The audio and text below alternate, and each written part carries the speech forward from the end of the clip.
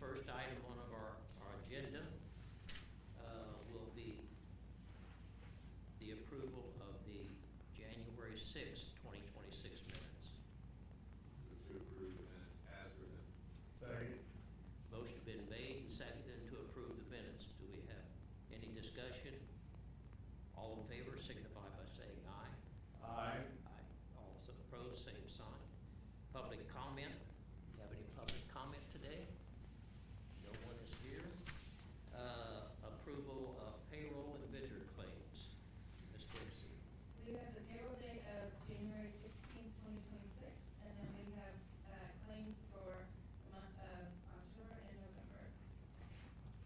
Will we approve the payroll and vendor claims as presented? I'll second that. Motion been made and seconded to approve the payroll and vendor claims. Any discussion? All in favor signify by saying aye. Aye. All opposed, same sign. Motion carried.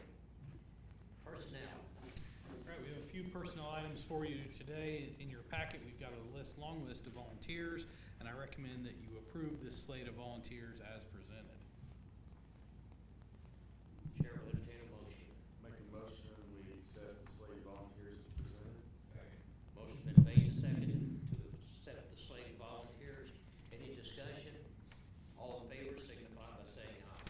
Aye. Opposed, same sign. Motion carried. All right, next up, we have Hope Elementary teacher Haley Becker is asking for an FMLA leave to begin August 4th through September 4th of 2026. Mr. President, I recommend the board approve this FMLA leave as presented. So moved. Second. Motion been made and seconded for the FMLA leave for Haley Becker. Any discussion? All in favor signify by saying aye. Aye. Opposed, same sign. Motion carried. All right, thank you. Next up, Principal Kyle Wheeler is recommending that Seth Bowdy as a volunteer assistant for the 6th grade boys basketball team. Mr. President, I recommend the board approve Seth Bowdy as a volunteer assistant for 6th grade basketball. So moved. Second. Motion been made and seconded to accept Seth Bowdy as a volunteer assistant for the 6th grade basketball team. Any discussion? All in favor signify by saying aye. Aye. Opposed, same sign. Motion carried. Thank you. Next up, we have another FMLA leave request from teacher Elizabeth Redding to begin on or around April 27th through May 26th of 2026. Mr. President, I recommend the board approve Ms. Redding's FMLA leave request. So moved. Second. Motion been made and seconded to approve the FMLA leave of Elizabeth Redding. Any discussion? All in favor signify by saying aye. Aye. Aye. All opposed, same sign. Motion carried. Thank you.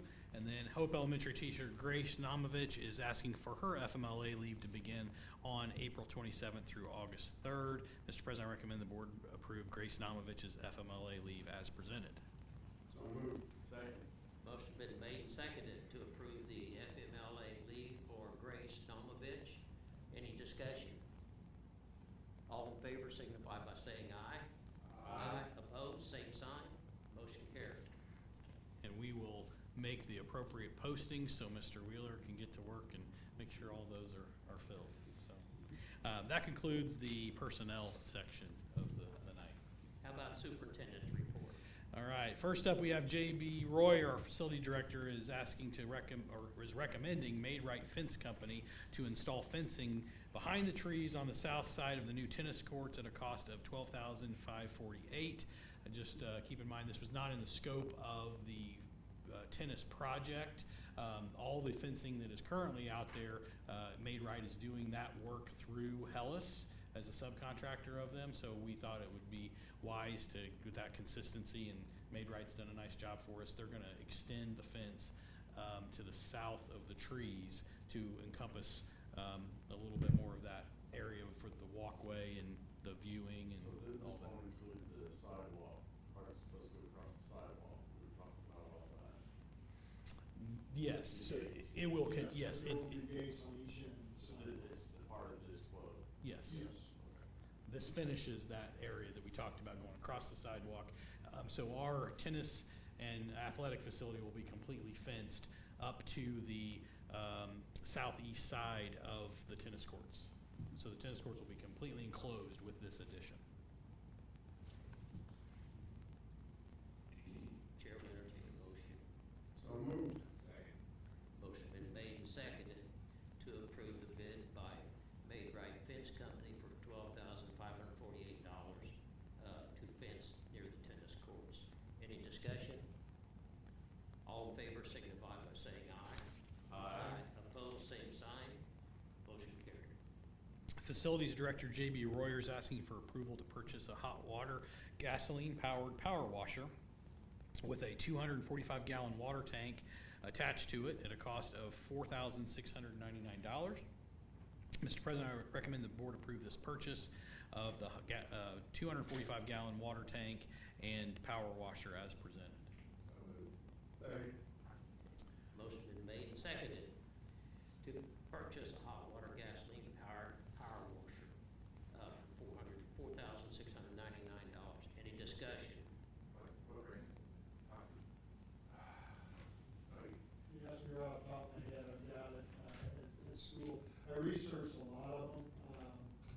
Started with Brown County, when we went to the bus facility. And I found that if you put a big name on it, like Napa, it was 8,000, or any of those. This is it's a off-brand. Yeah, it's got the same motor, the same components, everything's the same. They have to pull it back up. But it's actually a forklift moved one. It's a little bigger. It's not on wheels. But we thought you can always be loaded into a truck and taken over and used at the other facility. But being a bigger unit, it's a little more powerful. And hopefully longevity's good. We start washing buses and things like that. Is it on a skid? It is on a steel skid with fork holes in everything. So, you know, we can just load. Now, the problem is we honestly can't load it if it's got we figured out the way of water in that. If it's got 245 gallons in it, we're not getting it loaded. We gotta get it in the truck and then have the water. But we like the idea of having the water tank available, whereas your ones on wheels do not have the water tank. That way, because our facilities, we do have a few water spigots outside, but we've tried to power wash the facilities a couple years ago, and we were running hundreds of feet of garden hose, whereas this, we fill it, put it in the truck, fill the tank, go over there, power wash, and bring it back and unload it before the truck, Yeah. force on The price difference for the tank made a lot of sense for us because we don't have a lot of great water access, as you mentioned. And we've talked in the past about trying to have more outdoor spigots, and really the only thing we water is when we want to clean and wash. And so this makes sense to be able to just put on the trailer and move it around where we need it instead of, running expensive water lines and worried about them, busting in the winter and all those things, those considerations. So It's a small building. I thought I had a specs on it, but I do not. So as far as the brand, it's not a known brand. I don't think it was more inexpensive. But this will allow us to finish off our wash bay. We bought a ladder system to be able to get to the top of the buses, and now with a power washer in there and some hookups, we'll be able to wash our buses and keep them up to speed inside. Any other discussion? All in favor signify by saying aye. Aye. All opposed, same sign. Motion carried. Next up, Early Learning Coordinator Whitney Budd is asking for approval for a Little Caesars Pizza Kit fundraiser for the Little Flyers Daycare and Preschool. If approved, the fundraiser would run from February 2nd to the 20th. The purpose is to raise money for Little Flyers Scholarship Fund. Mr. President, I recommend the board approve Little Flyers fundraiser as presented. So moved. Second. Motion been made and seconded. Any discussion? I noticed this is strictly an online. I believe so. Okay. I guess they know how to run those things. Okay, any other discussion? All in favor signify by saying aye. Aye. All opposed, same sign. Motion carried. All right, next up, Technology Director Allison Wold recommending that we replace our current printers and copiers with Toshiba printers. The initial cost would be $71,517 with a yearly cost of $18,680 included in that. Mr. President, I recommend the board approve replacing our current printers with the Toshiba printers as presented. Now, we had a lot of talk on this in our work session, and I think a lot more questions came out about our printing and our capacities. So I completely understand if we want to take more time with this. But you've got the information in front of you. If there's anything that you need answered before making a vote on this, let me know, and we can move this to the next meeting. Mr. President, I move to approve the replacement of our current printers with the Toshiba printers as presented. Second. Motion been made and seconded. Any other discussion? With the way it's printed in here, the 18,680 is an additional cost? So, no, that was included in the packet, so that, I'm gonna clarify that the initial cost would be $71,517. That includes the yearly ongoing cost after the first year. So that first year is the $18,000 included for the maintenance. And does that make sense? Did I say that Yeah. correctly? Yeah, so it's 52,837, right, for the. Yes. Okay. And For then you, upfront purchase. you And then- added the And 18,680. then they added the 18. And so came up with the 71. the Okay. 71. That's fine. It should have been the 50 and the 18 equals the 71. So the total Okay. cost is 71, and the outlay is the original equipment at the 50, and then the 18 for That- the that's- clicks and the maintenance. Okay, that explains it. The 18,680 is subsequent years Yes. after the purchase. Okay, subsequent years, okay. So, motion been made for the replacement of the current printers with Toshiba printers at an initial cost of $71,517.40 with subsequent yearly costs of $18,680. Is that correct? That's correct. Okay. And we have a motion and a second. Any other discussion? All in favor signify by saying aye. Aye. Opposed, same sign. Motion carried. Yeah, thank you. And I'll just make for the record a note that that yearly cost is less than what we're currently paying with our current vendor. And so Okay. we're getting a new product at a lower cost after implementation there. Okay. All right, and finally, we have a principal's report from Mr. Wheeler.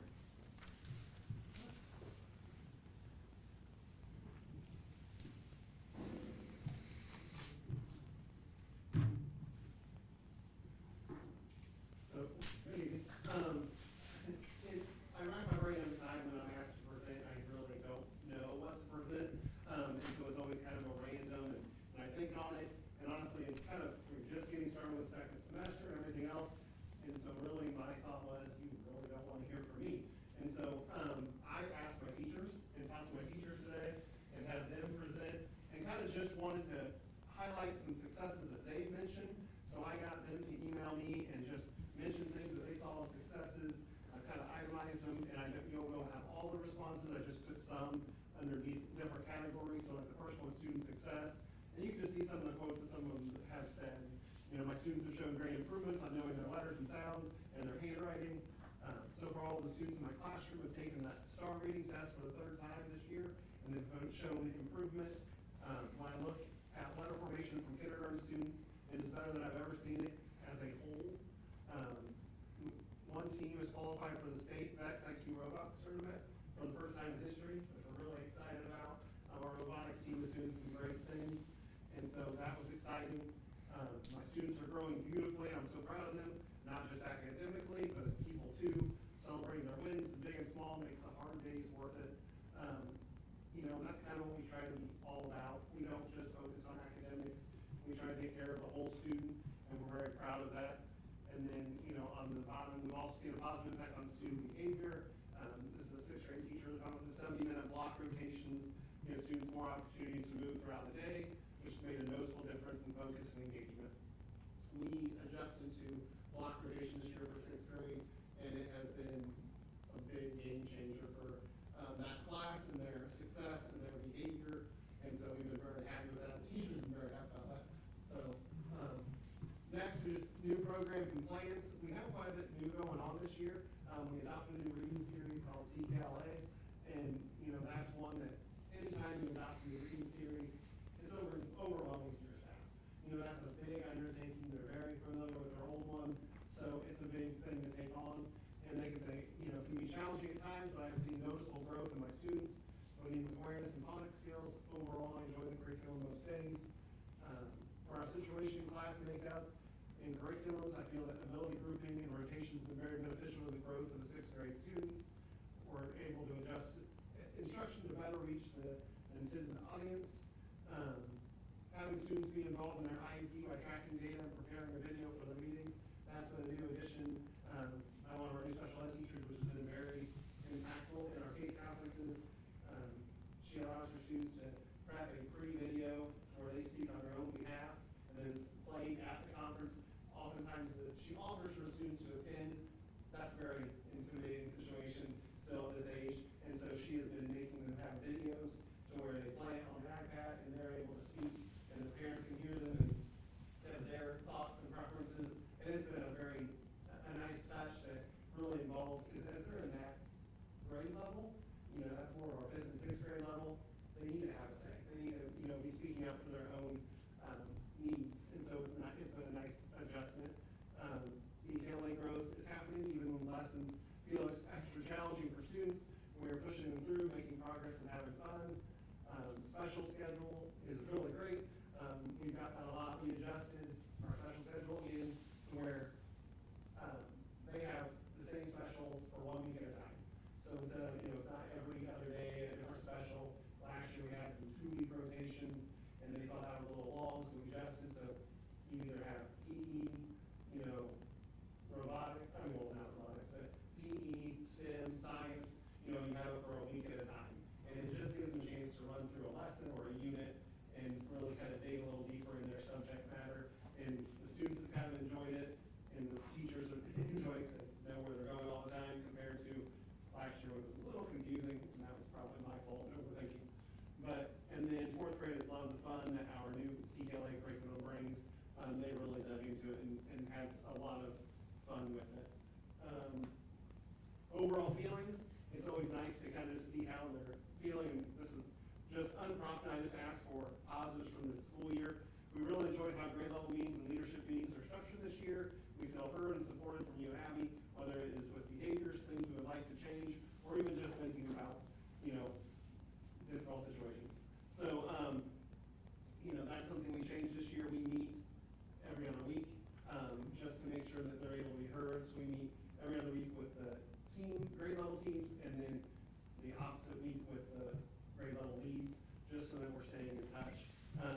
Teachers seem less stressed in the hallways. Special schedules really great again.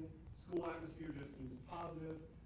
Pineapple and learned some great ideas from coworkers, which mainly that just means that they went and watched other staff members and learned kind of what they're doing in their rooms. The SPED team is remarkable. What Nemerson is making the growth of our students. We are very thankful for the additional special ed team members we were able to gain this year. It has made a big difference to be able to allow them to be a little more intentional with their students.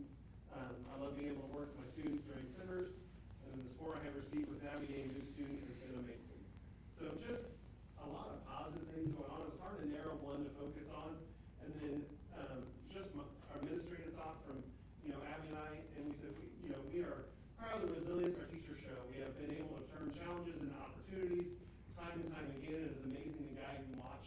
Our teachers have tackled so many obstacles between a new curriculum, some larger class sizes, challenging student situations, many new mandates from the state, just a lot of things that have been kind of pressing and somewhat weighing down. And I think we've just done a great job of using it, adjusting what we do, taking out a new product, and staying positive with it. And like I said, Hope Elementary simply has the best staff around, and we'll continue to improve every day and every year. So it was just kind of, I wanted to give you a summary of the semester rather than trying to focus on one. And I could have brought you the robotics team, and it's exciting and everything else, but we talk about that a lot, and I am proud of them. We could have, really highlighted just the curriculum, but it makes me happier when I'm able to ask the teachers and kind of get their thoughts and just get that feedback that they're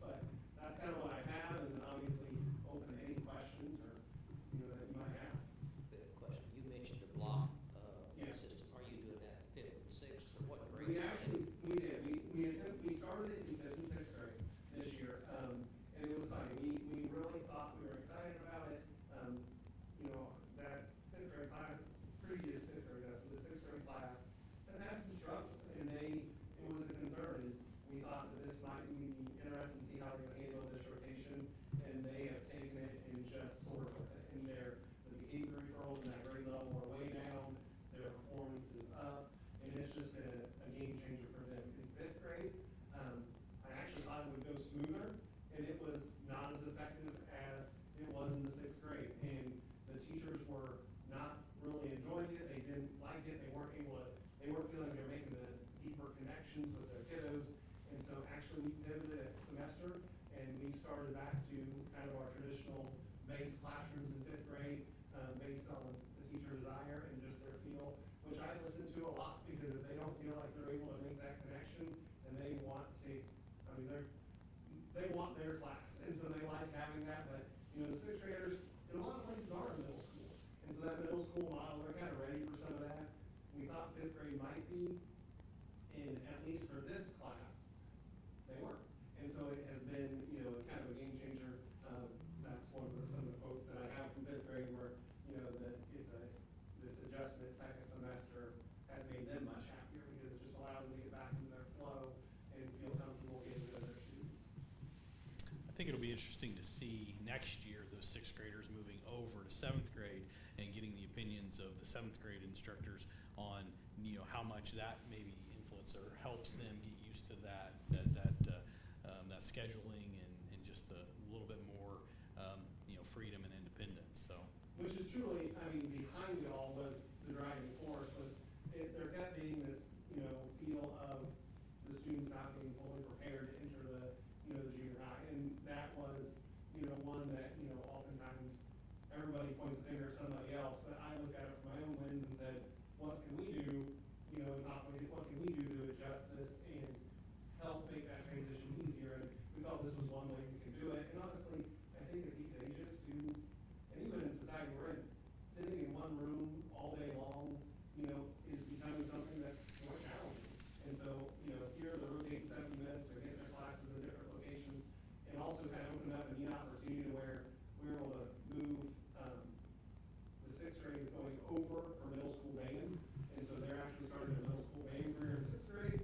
5th grade is now able to do the introductory band class that they used to do in 6th grade, so kind of getting a head start on that as well, which Mr. Klinger and I collaborated on, and you know, he was thankful for it. And I'm hoping that will lead to bigger, better numbers for him and continued growth of that program, and just kind of working together to, like I said, make that transition smoother and better and more prepared. Good. I would say that the question of transition has been there for years and years, and many things have been tried to blend them in, I know. So hopefully that'll work better. Hoping. Your, so, new curriculum, garnered enough feedback to show up 2 or 3 times in your presentation, right? So, I guess, can you walk us through what your current process is, timeline, frequency, how that works? Yeah, so, you know, currently, honestly, it was one of those necessity moves this past year with the, you know, new initiative of the state with, you know, their move. We had to kind of adjust, and really it was kind of time for, a math adoption, but, you know, with the science of reading push and having to align with the science of reading, we didn't really have a choice, and so we kind of navigated through and studied throughout the, I took a few teams to a couple different presentations of, you know, different curriculums, and then kind of read through the state on different ones, and came to CKLA being a driving force in the science of reading. And so that kind of led us to adopting the CKLA. It is a vast change to what we're used to. And that has been, I mean, and the teacher will tell you, it's rigorous, it's challenging, the vocab is heavy and deep, starting even at the kindergarten level. Not so much for them to know for answers, but what they're hearing, even starting down there. It runs through, you know, kind of the cycle. So, I mean, they're going to have, you know, topics that are hit in kindergarten and will be hit again in first, it's at just at deeper levels. And because the one thing we noticed as we really were researching what curriculum would be best for us, what you want to research and see what gaps we had, and we felt some of our gaps were lack of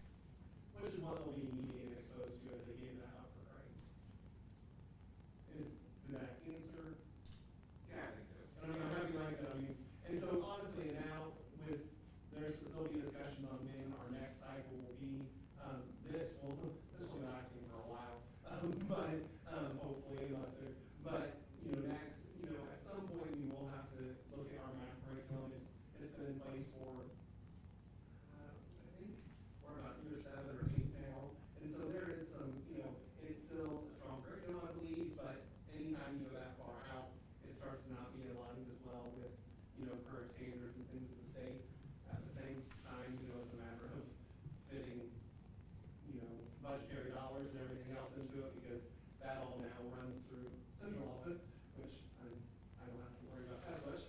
But at the same time, we still have to fund it, and that gets very expensive, and with not collecting, from families anymore, it is just straight from the state. So it'll be kind of a process and a discussion with everybody as far as when we're able to look or adopt a new, math series or whatever else. Do the kids get instruction in writing, printing, and capital letters, small letters, and so forth, anymore? Yes, and that's what part of this is. I will not say like, you won't find one that's heavy in handwriting necessarily. This one does a little more, and that was one of the things that was noted by, actually, with one of our teachers that noted, in your letter formation is as good as it's been, and everybody was really scared when we first started because they really start slow. They start with very basic movements and just building up the hand strength for this curriculum before they ever move into letter formation. And so it has been, a lot of this has been an adjustment of CLA goes very deep, but slower than what we're used to. Their belief in that deep-rooted foundational, structure before you move into anything, more extensive, which I'm not gonna lie, that kind of matches my philosophy too. I'm big on foundations, and then, once your foundations are solid, you can build. But if those foundations are weak, you're gonna struggle to build even as you get older. So yes, this curriculum does have, writing with it. There'll be discussion after we get through this year and kind of see how it goes, if we need to supplement it, because it is important to make sure that they are still, especially those early ages, are writing. I will say 6th grade, theirs is all online for the most part. Most of theirs is done digitally, which, having these feelings on, but at the same time, it is important that as the world we're kind of living in, they need to be able to do that. And so, in the primary, we still gotta learn how to make letters, how to write, but as we move forward, they do type more and more. For years, probably 30 or 35 years, I had 3rd graders come to my office, and we put sealants on their 6-year loan. And I would always have them write their name for me on a sheet, and I kept all those sheets. And at 3rd grade, it really disappointed me, the number that part of their name would be in capital letters and part of it in small letters. Not on the line. Some of them didn't know how to write their last name at all. And I was always kind of disappointed in the lack of penmanship at the 3rd grade level. And so I would, before they start doing nothing but playing with their fingers on the keyboard, I'd sure like to see them be able to write something there. And I think I think that's a very valid point. And I'll tell you, some of those challenges come from, trying to close gaps that are formed even outside of us. With the fact that, kids aren't grabbing crayons and coloring from the start. They're not doing those activities that are building those hand muscles. And so when they come to us, oftentimes, not complaining, I agree, but they just don't have those foundational, things that we use. They can use their fingers. They're great at pointing, and they know how to navigate a screen, but, you can't, you color, and, when we were very young, we colored. That's what we were, or the magazines in the doctor's office that were, circling objects I found, or, those are the things that we did, and that's not so much now. It's while you're sitting waiting, and that's kind of the, and so it's a mix. It's trying to balance out where they're living and what they're exposed to and how to balance out. But this definitely does take it, and that's why they start slow, because unfortunately, they're not ready to make an A when they first start. They don't have that functional, mobility in their hands, and so it starts off with slant lines, and it starts off with just getting, and then building into the letters, which scared me at first, like, not starting on letters, but really, they're just not ready, and so they know that, that's the research shows, and so we kind of follow that research, but hopefully, that shouldn't show that they get going, because it can be atrocious, you're not wrong. All right, any other questions from the board? All right. Well, Thank you very much. thank you for being here and presenting to us, and I think that's a lot of good information and gives us a glimpse into what you're doing over there in Hope. So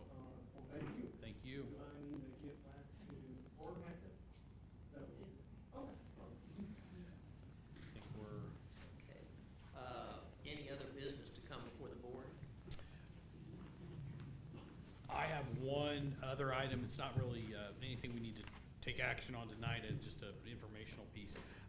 So Mr. Ship has indicated that we have some interest in some junior high students wanting to look at golfing, and having a junior high golf program possibly.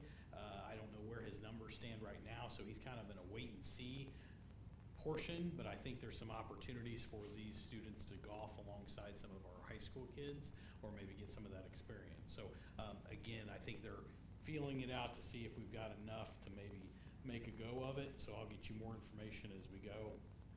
Most of the time when we look to start a new program, we give it a year as in kind of a club atmosphere where maybe we're paying for some of the transportation, or maybe we're doing a few of the things, but we don't have a full-on schedule. I think that's where he's leaning towards maybe moving it before we would hire a full-time coach or something like that. So just so you know, the golf numbers in the junior high level, for whatever reason, are there's some increased interest, and he'll give us some more information on that. So just a heads up on that one. Other than that, we had a lot of good updates during our work session. We're just going to continue to roll with those projects. JB's been busy, and we're going to try to get a lot more done here in this first half of 26, and there'll be more approvals coming towards you. So just a heads up on that end of things. Anything from you guys on other business? Just a reminder that, end of the month, if you've got kids in school, anybody watching this at home, that the Rock-Hawcreek Flat Rock Endowment Scholarship Fund, the applications have to be in the end of this month. That used to be dollars for scholars, you had no time. Get them in. We want to give away money. Okay. Yeah, we've been putting it out there to, I think it's out on our big sign, and I've got an admin meeting tomorrow actually, and that's on our agenda to talk about that with admin, make sure they're getting their stuff in. Before you guys adjourn, just a reminder, stay put, because we do have a Board of Finance meeting right after the conclusion of this meeting. Any other discussion? Chair will entertain a motion to adjourn. Second. Motion been made and seconded. All in favor say aye. Aye. Opposed, same sign. Motion carried. Okay, now we do have a Board of Finance meeting. Yeah, I think Mr. Bruner starts us off there, as he was the Oh, there it is. president last term. We've got to get new officers for that. All right, at this time, I call the meeting of the Board of Finance to order at 7:37 PM on January the 20th, 2026. I don't have an agenda for this. Oh, there it is, sorry.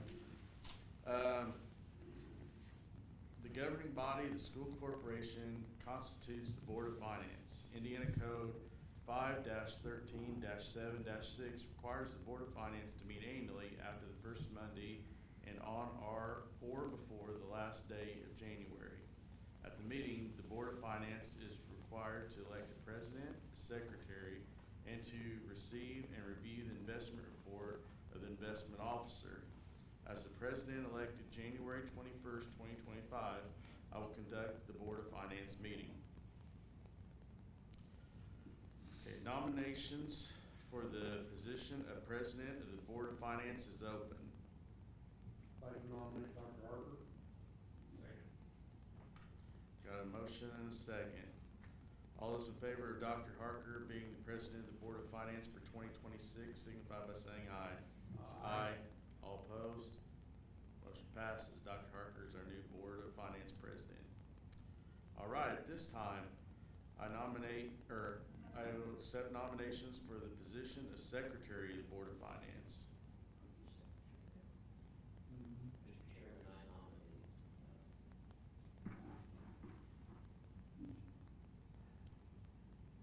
Rhodes. Second. All right, we got a motion and a second to nominate Brian Rose as Secretary of the Board of Finance. All those in favor of Brian Rose as the Secretary of the Board of Finance signify by saying aye. Aye. All opposed? Motion passes. All right, with the election of the new board president, As President of the Board of Finance for the Flat Rock-Hawcreek School Corporation, I hereby turn the governance of the meeting over to the new board president, Dr. Harker. Thank you. As the newly elected president of the Board of Finance, I will proceed to conduct the meeting. First item on the agenda will be the investment report. During calendar year 2025, $15,429,481 of the revenue was received. $8,638,770 was education fund revenue, $2,260,733 in debt service, and referendum debt, $3,003,755 into operations fund, and $954,807 into the food service and prepaid food fund, and $571,416 was for grants and reimbursements. These funds were deposited at the local home branch of First Financial Bank. Interest earnings decreased from $32,924.32 for 2024 to $28,787.48 for the year ending December 31st, 2025. Thank you. Do we need to approve that? There isn't any action items for that, it's just informational. Okay. So, again, just a small decrease there in our investment income, not a great deal to talk about, but if you have any questions, this would be the time. Any discussion? Okay, financial indicators. All right, so a few years back, you'll recall the DOE created a new organization called DUAB, and they are in charge of kind of rating and keeping an eye on school finances. Make sure we've got some districts within the state that have had significant financial challenges where DUAB has had to come in and step in to make changes and swift action when schools got in financial distress. So the idea here is that we have a time when we will look at our financial output. This is all public knowledge. It's on the website there. You can search by any district we want to kind of see where our fiscal outlook is or what we've been doing, our history of that. So I'm going to go through, and each year I have to give this presentation. I can get you have a hard copy for you as well if you request that, but it's all right here, and we'll go through each slide quickly. The ADM, it's our driver of of the bulk of our dollars that we receive for education, and this was the 24-25 student count was 982, and this last fall it actually was up a little bit higher than that. I think our count was actually looking at 986, so we were a handful of kids higher. We're continuing to try to move that needle. The admin will tell you that we talk about enrollment almost every time we meet together and try to get how we can get our word out there. Right now our transfers are at an all-time high. Out-of-district transfers make up approximately 25% of our district, and that's huge for us, and we want to see how we can maybe increase that even more. Net assessed value for our district, it is actually going down. You're going to start seeing a decrease in that, which will then in turn affect the tax rate, but we knew that was coming. We've talked to our financial planners, and when it went up so high so fast, we knew that there was going to have to be a course correction and adjustment, and I know the lawmakers are making adjustments for farmland and the such. So you will see further decreases, I believe, over the next few years in assessed value, which again will impact our overall tax rate. And then it has a population slide there. So I'm going to go back. The landing page here shows you the different categories. So that was basic information. We talked already about enrollment, but I'll just show you here. You can see in a nice pretty graph the trend line of enrollment since 2015. Down here in the fall we were at 840, and I think if you went back a year farther, so this one doesn't allow us here, but if you wanted to take a deeper look, which I keep some of this information for you, but we would have been, I think at our low point was just over 800 students, like 810, 812, somewhere in that range. So we've been on an upwards trajectory in 2020 and 21, 983, and then in the 24-25 year, 982. So very, the high water mark there in 20. Well, now we've surpassed that for 25-26 school year is 9. Again, I think that number was 986 was our count day. So up just a few more. So we are. And there's the preschool counting in this. No. So preschool numbers, if you would take in now our early learning center where we have our daycare and our preschoolers, we have close to 50 students there. So we're well over the 1,000 students served. So when we really talk about the number of students we're serving over 1,000 students in our district for the first time in many years. So when I go back in the history, we're talking 2006 numbers, 2007, somewhere in that range when we were up over 1,000. It could have even been 2004. Sorry, I don't have that information in front of me, but I just know that we're talking almost a 20-year high here for us where we're at now. So that's a good place to be. And what that means then when we look at, this one is interesting and talks about our fund balances. Now, you'll notice the green here is general fund. Back before 2018, we called it the general fund, and it was broken down differently. It switches to orange, not because anything bad is happening, but because they now call it the education fund. So that just denotes the shift between. Just like our operation fund now was called the capital projects fund, and the way we could spend it and transfer was different. So really that 2018-19, the shift there, there were big changes in the way we could finance and do projects and the way we moved our money.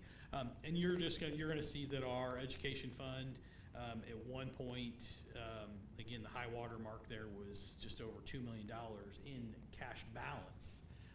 And I remember looking at cash balance years where we were spending everything we took in, and we had $2 million in the bank in 2020.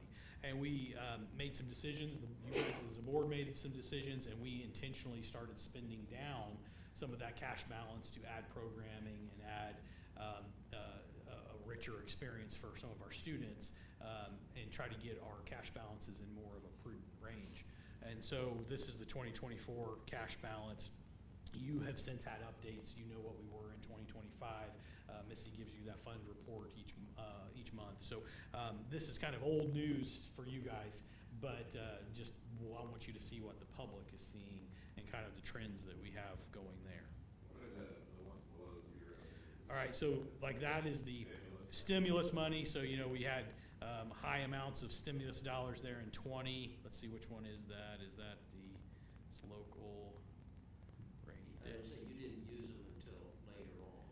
Yeah, and so you'll see there where those funds were, the stimulus dollars came in, and I don't think they were reported as, let's see. Yeah, but because they're not a steady, sustainable piece of income, but then they show that we spent out. So if you added all those numbers up over the course, that would be our ESSER dollars that we spent during COVID and the years following COVID.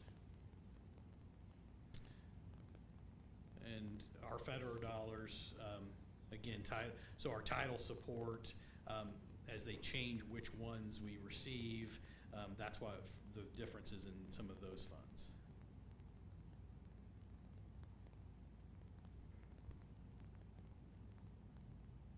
And again, this is a fund balances. So those balances are gone, and that's why they show them below the line. We spend everything we get for federal dollars. We use it all up every year.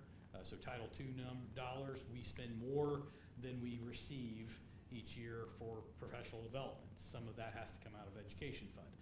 We spend as much as we can out of Title I for our Title I instruction, and there's always a little bit more we have to spend. So those numbers those balances are always going to be zeroed out and be below the line, just for a frame of reference.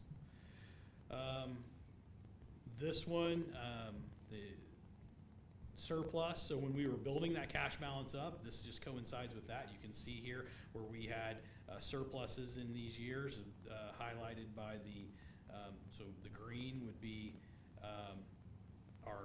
we show our income versus our expenditures, and then here our deficit spending. It shows you the actual dollars that we, again, this is old news. You guys have approved these, and we went through them, and we knew we were spending more. And then the black line shows our cash balance for our education fund.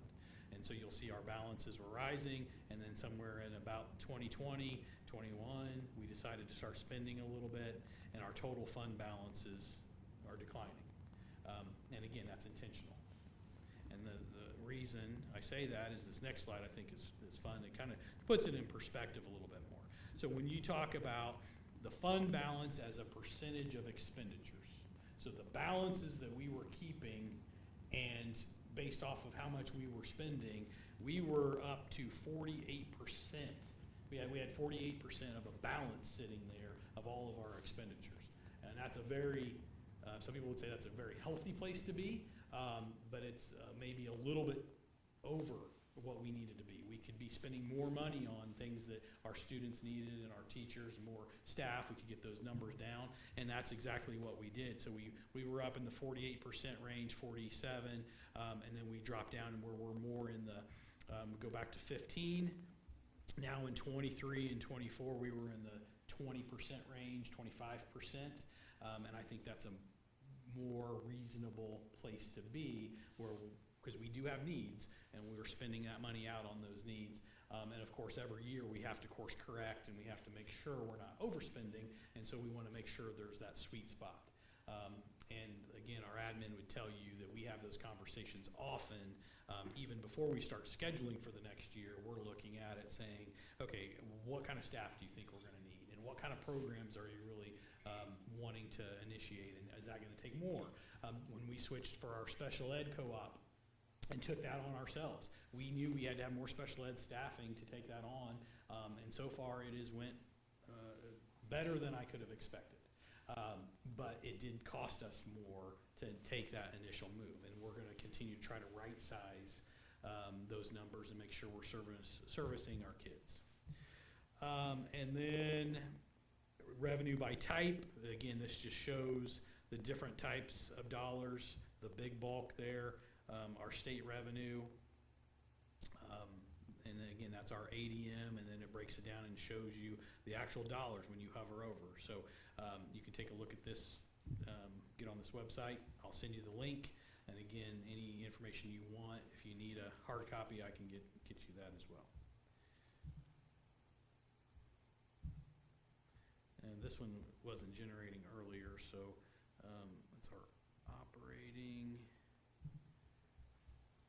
And then they have a link that you can download all those charts in a PDF. So any questions about the fiscal indicators again, the DUAB is the keeper of this information.